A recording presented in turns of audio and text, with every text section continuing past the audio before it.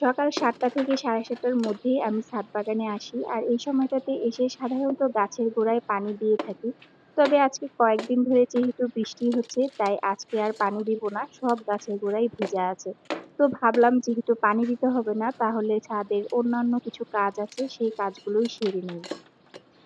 সকাল ৭টা ৭:৩০টার দিকেই এত রোদ ওঠে আর রোদের যে কি তাপ সেটা ছাদে না আসলে বা ঘর থেকে বের না হলে বোঝাই যায় না।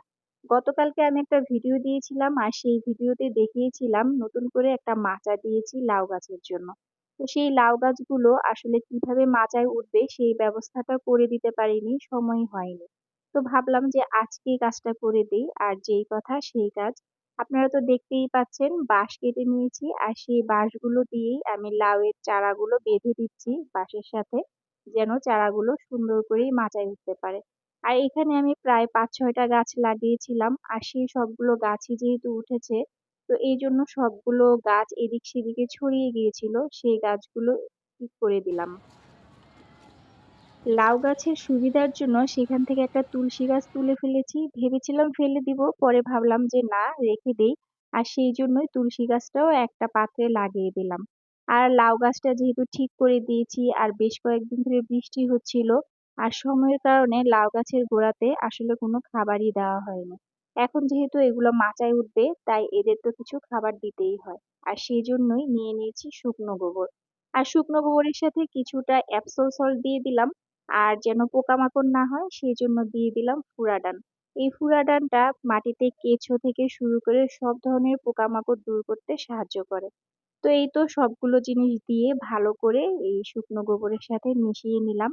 তারপর লাউ গাছের গোড়াতে দিয়ে দিলাম। দিয়ে এই জায়গাটা আমার বেশ খানিকটা জায়গা জুড়েই আছে, এপাশে আরো অনেক গাছ আছে। তো মোটামুটি জায়গাটাতে একদম ছড়িয়ে সব দিকেই আমি দিয়ে দেওয়ার চেষ্টা করলাম, যেন গোবরটা সব গাছের গোড়াতেই হয়ে যায়। আর এই যে এইদিকে আমার কুমড়ো গাছ আছে।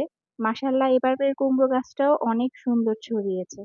আর এই গাছটাতে নতুন করে ফুল আসতেছে, আবার স্ত্রী এবং পুরুষ ফুল দুইটাই আসছে। তো ভাবলাম যে এই গাছটাতেও আজকে কিছু খাবার দিয়ে দিই, আর তাই দিয়ে দিলাম। খাবার দেওয়া মোটামুটি শেষ। আর এই পাশটাতেই আমি হঠাৎ তাকিয়েই দেখলাম যে এখানে ২টা বাঙ্গি ছিল, একটা বাঙ্গি পেকে গেছে, পেকে একদম ফেটে গেছে। এই বাঙ্গিটা খুব একটা বড় হয়নি, তারপরও আলহামদুলিল্লাহ। আর এই যে এখানে চিচিঙ্গা গাছ। চিচিঙ্গা খেতে আমার খুবই পছন্দ, বিশেষ করে ডিম দিয়ে ভাজি করে খেতে। আপনারা চিচিঙ্গা সাধারণত কিভাবে খান আর কিভাবে খেতে পছন্দ করেন অবশ্যই জানাবেন। আমার আম্মা এই চিচিঙ্গা ডিম দিয়ে খুব মজা করে ভাজি করতেন। তার কাছ থেকেই শিখা। আর সেই চিচিঙ্গা ভাজি আমি প্রায়ই ভাজি করে খাই। চিচিঙ্গা খুব একটা রান্না করে খাওয়া হয় না আমার। ভাজিটাই বেশি পছন্দ।